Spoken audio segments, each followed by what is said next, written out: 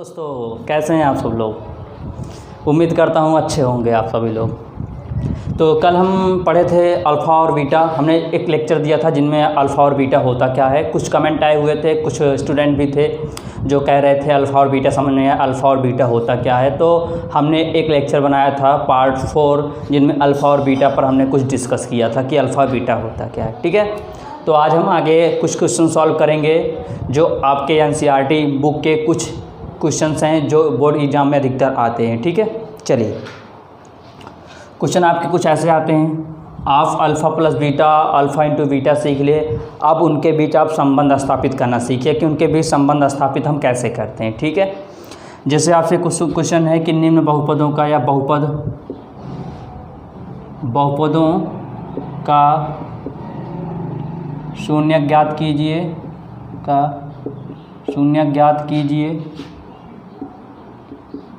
तथा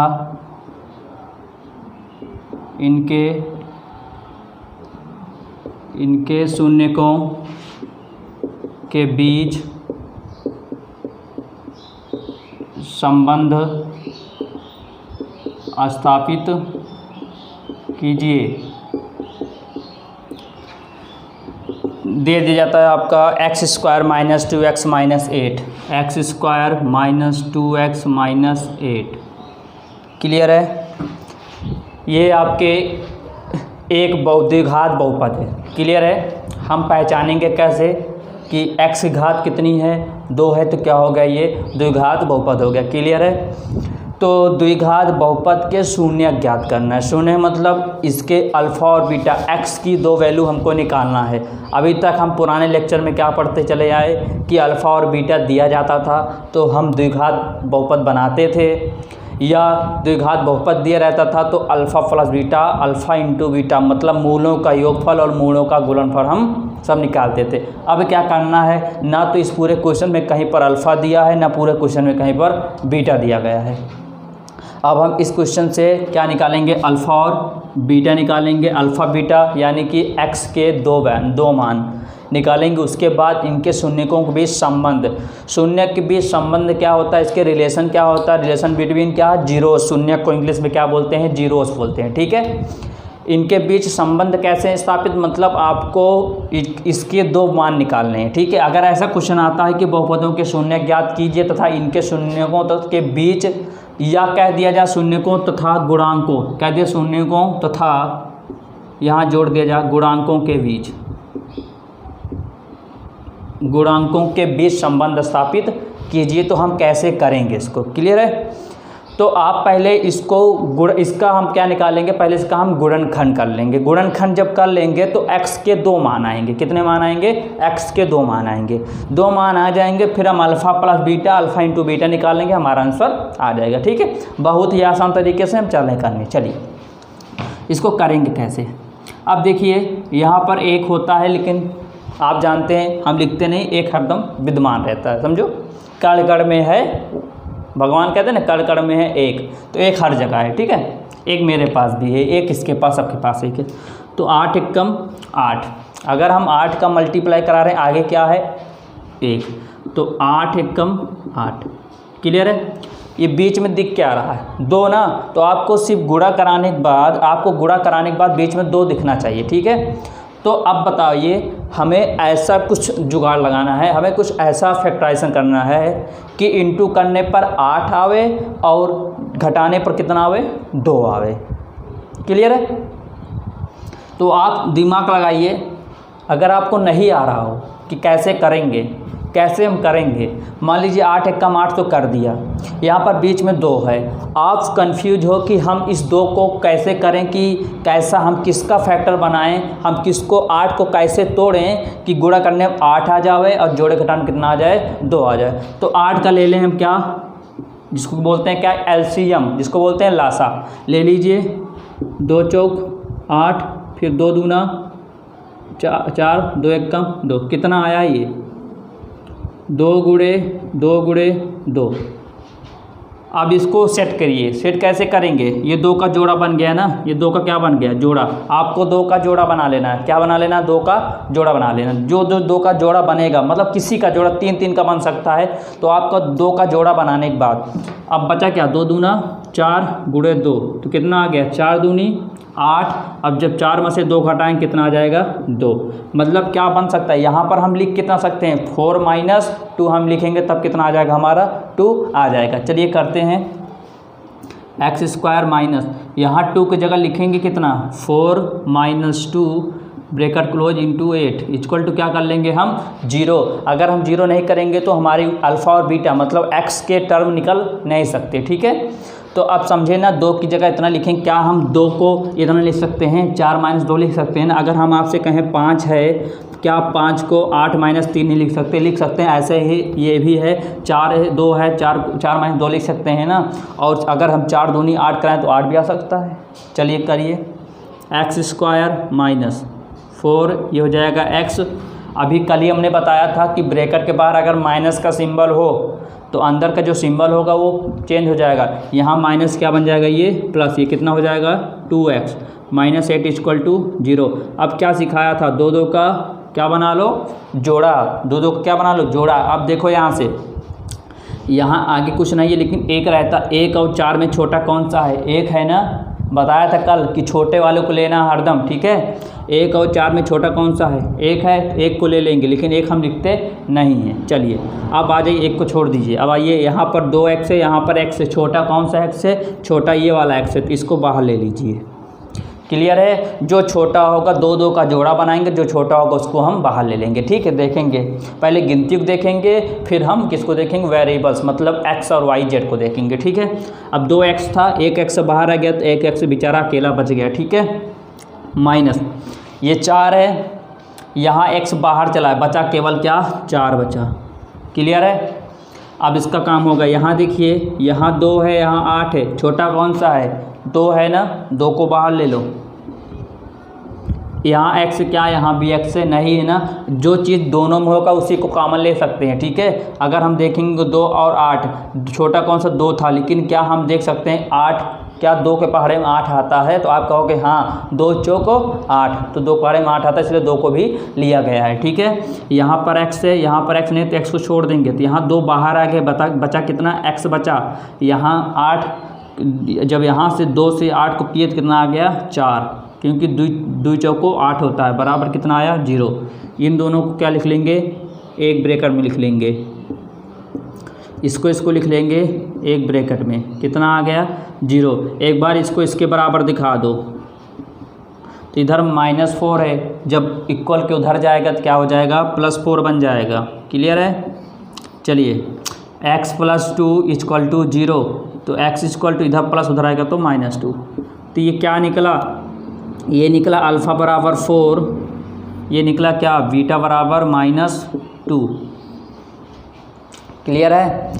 ये हमारा क्या निकल गया, शून्यक। इसी को बोलते हैं क्या, x के 2 वैल्यू को बोलते हैं शून्यक। शून्य क्या होते हैं, अल्फ़ा बीटा गामा। लेकिन अभी गामा नहीं पढ़ाएं, क्यों नहीं पढ़ाएं, क्योंकि हम पढ़ क्या रहे हैं, द्विघात बहुपद पढ़ रहे हैं, ना कि त्रिघात, ठीक है। द्विघात बहुपद पढ़ रहे हैं, तो क्या हो गया हमारा, ये अल्फ़ा और बीटा हो गया। अब कह रहा है शून्यकों के बीच संबंध स्थापित कीजिए। चलिए संबंध कैसे स्थापित करें, इसको हम रफ कर दे रहे हैं, ठीक है। देखिए संबंध स्थापित कैसे करेंगे हम, ध्यान दीजिएगा। संबंध मतलब होता है क्या, अल्फ़ा प्लस बीटा, यही तो होता है शून्यकों का योगफल। अगर हम कहें आपसे शून्यकों का योगफल क्या होता है, अल्फ़ा प्लस बीटा क्या होता है, -b/a होता है ना। चलिए रखिए, अल्फ़ा कितना है, 4 है, 4 रख दीजिए, प्लस बीटा कितना है, -2 है, तो ब्रैकेट में -2 = -b/a। अब इसको कहाँ से देखेंगे, अब बार बार आप कापी पलटने वाला काम मत करिए, ठीक है। अच्छी तरह पढ़िए, कंसंट्रेट होकर। ये नहीं कि बार बार हम आपसे पूछें ये चीज़ कहाँ से है तो आप पीछे पेज पलटने लगो, ठीक है। आप अच्छी तरह पढ़ो। इसको कहाँ से देखेंगे, इसको इस वाले इक्वेशन से देखेंगे। तो यहाँ पर देखिए, ये a है, ये b है, ये क्या है, c है। तो देखिए b कितना है, बी कितना है -2 है। अब पहले से क्या है माइनस है, यहाँ क्या लगा दिया -2। ए कितना है, ए आज कुछ नहीं है तो हम जानते हैं क्या है 1 है। क्लियर है। तो 4 प्लस माइनस -2 यहाँ कितना आया माइनस प्लस हो गया। 4 में से 2 घटाएंगे 2 बराबर 2। ये क्या आ गया हमारा, ये संबंध स्थापित हो गया। क्लियर है। ये क्या हो गया हमारा संबंध स्थापित हो गया। संबंध मतलब अल्फ़ा और बीटा का वैल्यू हम निकालेंगे, सी पर रख देंगे, दिखाएंगे क्या दायां पक्ष और बायां पक्ष बराबर आ रहा है। मतलब जो होता है -b/a क्या अल्फ़ा प्लस बीटा के बराबर है। क्लियर है। ऐसे क्या निकालेंगे, शून्यकों का गुणनफल। शून्यकों का गुणनफल क्या होता है, शून्यकों का गुणनफल alpha into beta equal to c/a। अब आप ऐसा मत कहिए कि ये सर ये कहाँ से आ गई, ये कहाँ से आ गया। इसीलिए कह रहे हैं आप स्टार्टिंग से वीडियो हमारा देखिए, स्टार्टिंग से जो लेक्चर पढ़ाए हुए हैं पूरा लेक्चर एक लेक्चर देखिए, ठीक है, तब आपको समझ में आने वाला है। नहीं तो आगे अभी छोटा वीडियो, उसके बाद धीरे धीरे वीडियो दिन दिन बढ़ते चले जाएगा तो आप बोरिंग सा लगेगा, आप देखने का मन भी नहीं करेगा। ठीक है। अल्फ़ा कितना है 4 है इंटू बीटा कितना है -2 है। सी कितना है देखिए यहाँ से, ये सी है -8 बताया था, सिंबल के साथ लेंगे। ए कितना है 1 है। और देखिए 4 दूनी 8, ये बचा माइनस, इधर आया कितना माइनस, ये हो गया। ठीक है, समझ में आया। तो एक बार फिर से देखिए क्या क्या हमने किया। ये एक क्वेश्चन है, इसको क्या किया 8 एक कम 8 किया। अब 8 का ऐसा गुणनखंड करो, ऐसा तोड़ो कि जोड़ने घटाने कितना आवे 2 आवे। तो हम जानते हैं 4 दूनी 8, 4 में से 2 घटाएंगे तो 2 आ जाएगा। ठीक है, इतना लिखा, ब्रैकेट को ओपन कर दिया। यहाँ पर x छोटा था बाहर ले लिया, इतना बचा, क्योंकि यहाँ 4 और 1 में 1 छोटा था, 1 की वैल्यू लिखते नहीं है। ठीक है, यहाँ +2 था, यहाँ x बचा -2 चौको 8 बराबर 0 आ गया। अब इन दोनों को हम एक ब्रैकेट लिख लिए और इसको एक ब्रैकेट लिख लिया बराबर 0। एक बार हम इसको 0 बराबर कर देंगे तो इधर -4 है, जब इक्वल को उधर आएगा तो क्या बन जाएगा +4 बन जाएगा। क्लियर है। अब x +2 इक्वल टू 0, इधर +2 है, जब इक्वल के उधर जाता है क्या बन जाएगा -2। ठीक है, हम जानते हैं क्या कि अगर इक्वल के इधर प्लस उधर आएगा तो माइनस में, अगर इधर माइनस उधर आएगा तो प्लस में, अगर इधर डिवाइड में है, डिवाइड मतलब भाग में, उधर जाएगा तो गुणे में हो जाएगा। अगर इधर मल्टीप्लाई मतलब गुणा में उधर आएगा तो क्या हो जाएगा डिवाइड मतलब भाग में हो जाएगा। ठीक है, इतना आया। अब क्या कह रहा है संबंध कैसे दिखाओगे, शून्यकों का योगफल अल्फ़ा प्लस बीटा क्या होता है -b/a। ये क्या है फार्मूला है, अल्फ़ा क्या है इतना रखा, बीटा क्या है -2 -b कहाँ निकाला -2, माइनस पहले से माइनस प्लस, ये प्लस माइनस हो गया, 4 में से 2 माइनस कर दिए कितना आया 2 = 2। ये संबंध साबित हो गया। ठीक है, अब गुणनफल, गुणन मतलब गुणांकों, उसी कहते हैं गुणनफल। ठीक है, अल्फ़ा बीटा क्या 4 × -2 = -8, 4 × 2 = 8, -8 = -8। क्लियर है। तो इस टाइप क्वेश्चन आपके एनसीईआरटी में एक्सरसाइज में दिए गए हैं। ठीक है, आप बिल्कुल बेशक से क्वेश्चन को लगा सकते हो। ठीक है, जो क्वेश्चन नहीं आते आप हमारे कमेंट में क्वेश्चन को लिख सकते हैं। ठीक है, चलिए एक क्वेश्चन और देख लिया जा रहा है। ठीक है, 4x² - 4s + 1। क्लियर है। ये क्या है एक द्विघात समीकरण। अब देखिए यहाँ पर s आया है। अब x y z मैंने क्या कहा था, ABCD में कोई भी वेरिएबल्स आ सकता है, कोई भी अल्फ़ाबेट टर्म्स आ सकता है। ठीक है, तो अब यहाँ देखिए 1 चौको 4, 1 चौको 4। अब ऐसा फैक्टर करना है कि अगर गुणा कराएं तो 4 आवे, और अगर जोड़े घटाओ तो तब भी क्या आवे 4 आवे। तो आप देख सकते हो क्या बताएं, 4 का ले लीजिए क्या एलसीएम, अगर नहीं आता, जिन बच्चों को नहीं आता वो क्या 2 दूना 4, 2 एक कम 2। तो देखिए 2 दूना 4, अगर 2 को 2 से गुणा कराएंगे तो 4 आ जाएगा। अभी बताया था 1 चौको 4, लास्ट टर्म को पहले टर्म से गुणा कराएंगे। ठीक है, डायरेक्ट नहीं करेंगे कि यहाँ पे 1 है तो ऐसा करेंगे, पहले लास्ट टर्म को पहले वाले टर्म से हम क्या कराएंगे इंटू कराएंगे। क्लियर है। तो 1 चौको 4, 2 दूना 4 हो गया। ठीक है, अब हमको देखना क्या है कि क्या हम अगर 2 को जोड़ दें क्या 4 आ जा रहा। हाँ, अगर हम 2 को जोड़ दें तो 4 आज हमारा आ जा रहा है। ठीक है, तो आपको यही दिमाग लगाना है। यहाँ करिए 4x²। ठीक है, अगर ये चीज़ फ़िलहाल हमको उम्मीद लग रही है आज सबको ये चीज़ आता होगा। जिन बच्चों को नहीं आता, अभी हमने बार बार आपसे कह रहा हूँ कि आप हमारे कमेंट बॉक्स में कमेंट कर दीजिए, बता दीजिए कि सर इस पर भी एक गुणनखंड के प्रश्नों पर भी एक लेक्चर बना दीजिए, तो हम काफ़ी क्वेश्चन इस पर बना देंगे। ठीक है, तो आपको बेशक समझ में आ जाएगा। ठीक, चलिए यहाँ क्या करेंगे 2 + 2 कर देंगे तभी तो 4 होगा। यहाँ s बचा, यहाँ +1, ठीक है। अब ब्रैकेट को ओपन कर दीजिए 2s, यहाँ देखिए माइनस है, ब्रैकेट के बाहर माइनस का सिंबल है, ठीक है। अगर ब्रैकेट बाहर माइनस सिंबल है तो अंदर का सिंबल क्या होगा, चेंज हो जाएगा। सिंबल मतलब क्या होता है, चिन्ह क्या हो जाए, चेंज हो जाएगा। यहाँ प्लस क्या बन जाएगा, माइनस, +1 = 0 करते चलिए, ठीक है।